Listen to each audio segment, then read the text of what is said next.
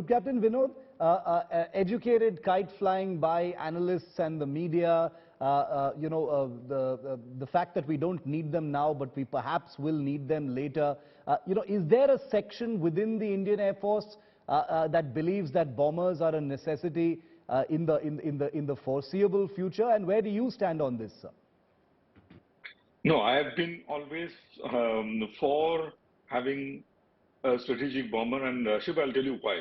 Did Indian Air Force or India have it in the past? Of course, we had it.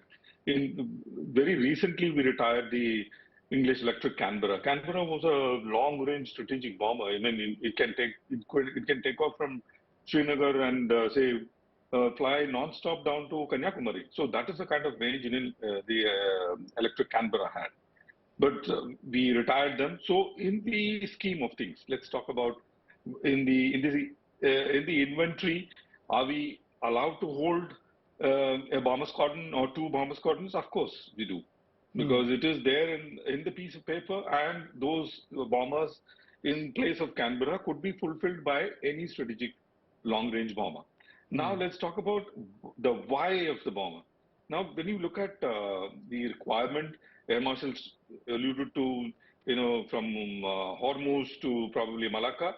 I would probably extend that Malacca to Sunda and Lombok, because that is where the entire might of the Chinese Navy, PLAN, could enter the Indian Ocean region, and IOR is our playground. Now, if the war is going to be in the IOR, in the chase, we might even have to go to the seas of China and South China Sea and beyond. That is point number one. Point number two, Shiv, is even if we are looking at, say, a couple of bombers, half a squadron of bomber, and in this region, our own standing in the South Asian region will certainly go up by having just 4 or 5 or 6 strategic bomber, and Tuplo 160 or any other bomber which is readily available can be procured. And of all the uses that Air Marshal pointed out, I mean, there is a case in point for us to have cruise missiles. Let's take a case, Shiv, that currently we already have a indigenous weapon, that is air-launched BrahMos. Air-launched BrahMos can be comfortably launched by these bombers over thousands of kilometers without even probably crossing over to South China Sea.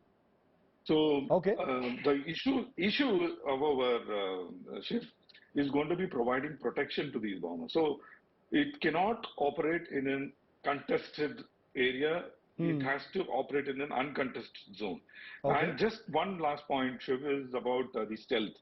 Actually speaking, real stealth does not exist. It is low observable. You can reduce the radar cross section to a certain value X. Right. In the case of bomber, that value X still will be much larger than a normal aeroplane.